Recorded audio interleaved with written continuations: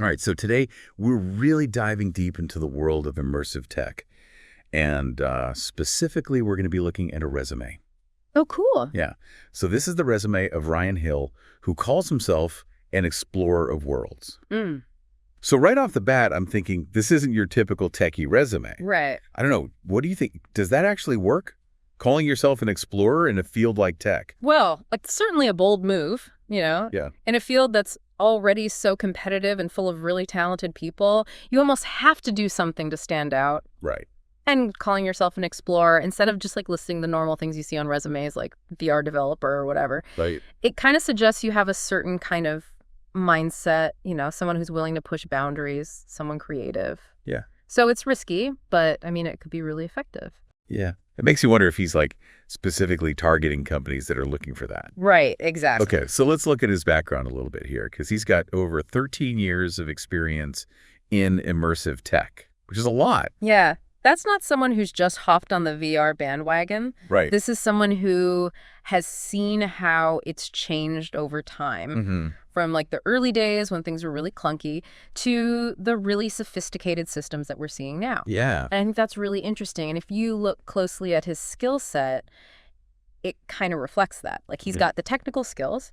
So he lists C# and Unity, which are obviously important for building VR experiences. But then he's also got things like communication and creative thinking. Right. So it's not just about the technology, it's about how you use it.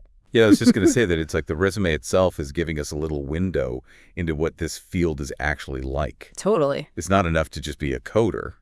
You have to be able to design these experiences that people can actually connect with. Exactly. You have to make sure the technology isn't more important than the human element. You know what I mean? Yeah, for sure. Okay, so speaking of experience, let's actually trace back his career path, because I think this is where it gets interesting. Okay. So most recently, he's at Flipside XR. Okay. But before that, he was at Sask Interactive. Mm-hmm. And then even before that, he's got this long stint at Talking Dog Studios from 2006 to 2018. Wow. So that's a long time to be at a company, especially in a field that feels as fast-paced as this one. Yeah, that is really interesting.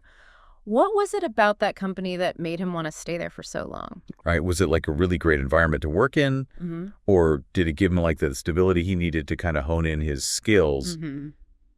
And then I'm looking at how short his other jobs after that were. Right. So he was at those companies for a much shorter amount of time. Yeah. So is that a conscious choice? Or, I don't know. Is that just the way the industry is going? right, is it more project-based now? Yeah, maybe more freelance work. Yeah? And I think that's something that anyone who's trying to get into this industry should be thinking about, Yeah. Like, do you want to find a company and stay there? Or Yeah. do you like bouncing around from project to project? Yeah, it's like that classic career advice question. Totally. Generalist versus specialist. Exactly. And even when you look at the different roles he had, it seems like he wasn't afraid to try different things. Yeah, it looks like he did a bit of everything. Yeah, we got VR development, media production. He was even a member services coordinator at one point. Oh, wow. That's so different. How interesting. It is interesting. So, and it just speaks to a certain kind of adaptability. Yeah, for sure. In such a fast-paced industry like this, you got to be able to wear different hats. Right? And just be ready to help out wherever you're needed.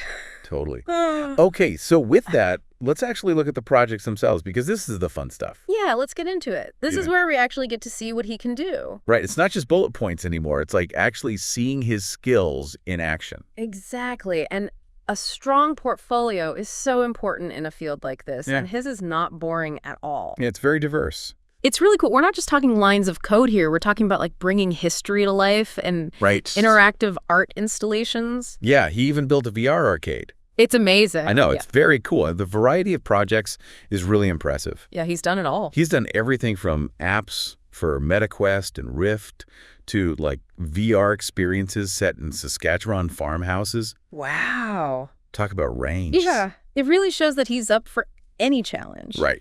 And that he can work with all different kinds of technologies for all different kinds of people. Mm. That's great. It is impressive. All right, so let's pick a couple of these projects and really dig in, because some of them are just so cool. Yeah, let's do it. So first up, we have Flipside Studio, Okay. which he designed for MetaQuest and Rift. And this one's really recent. It just came out this past March. Wow. And it's described as a creative VR tool that lets people make their own presentations in VR using avatars and 2D video and 3D playback. Interesting. So it's like tapping into that whole user-generated content thing that's everywhere now. Yeah. But in VR, so instead of people just like watching VR experiences, now they can create their own and share them with other people. And I think the use of avatars is really interesting too. Oh, yeah, for sure. Because for people who aren't as familiar with VR, an avatar is basically just like a digital representation of yourself. Right. So it's how you actually appear in these virtual spaces. So cool. It is cool. So with Flipside Studio, it's like he's making it possible for people to like actually step into these virtual spaces and share their ideas in this really engaging way. Yeah, that's awesome. It's like democratizing VR content creation or something. Yeah, exactly. Okay, so moving on. Okay. This one really jumped out at me. It's called Artifacted. Okay. And I'm really curious about it because it uses something called photogrammetry. Ooh, yeah. So tell me about photogrammetry and what does it have to do with Saskatchewan farmhouses? Okay, so photogrammetry, it sounds really complicated, but it's actually pretty simple. Okay. Basically, you just take like a bunch of photos of something, but from all different angles. Okay. And then there's software that like stitches them all together to make a 3D model.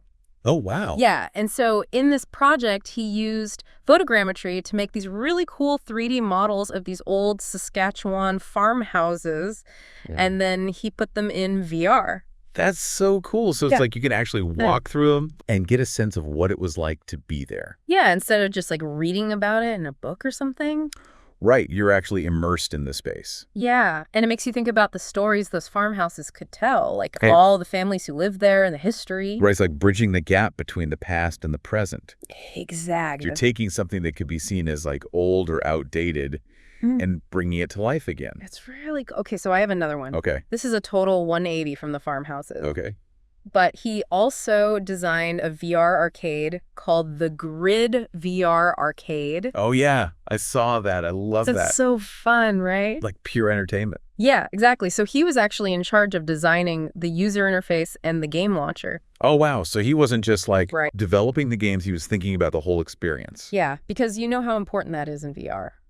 Oh, yeah, totally. Yeah. If the interface is bad, it can ruin the whole thing. Exactly, even if the game is amazing. It's true. It's like the difference between having someone give you a map versus like actually going on a tour with a guide. Right, it's all about the little details. Totally. And it looks like he worked on a bunch of other really cool stuff too. Yeah, he did a ton. He did a 360-degree video of the RCMP musical ride, How cool. which is super Canadian. I know, right? And then he used AR for this project called SaskTel 25, Okay.